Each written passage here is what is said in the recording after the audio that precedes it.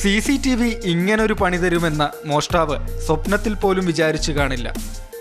മോഷണം മൊബൈൽ ഫോണിൽ കടയുടമ കണ്ടതോടെ കള്ളൻ വേഗത്തിൽ പിടിയിലായി. കർണാടക തുങ്കൂർ സ്വദേശി ഉദയകുമാറാണ് അറസ്റ്റിലായത്.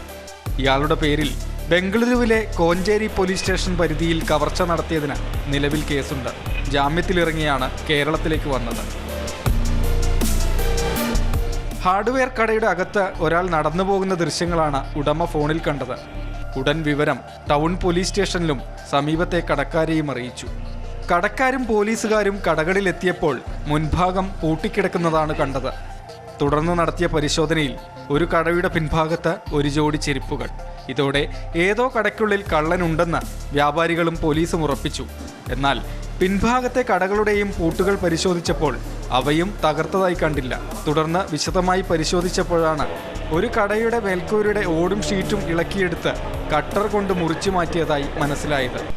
അതിലൂടെ കോണി ഉപയോഗിച്ച് കള്ളൻ താഴേക്കിറങ്ങിയതാണെന്ന് വ്യക്തമായി.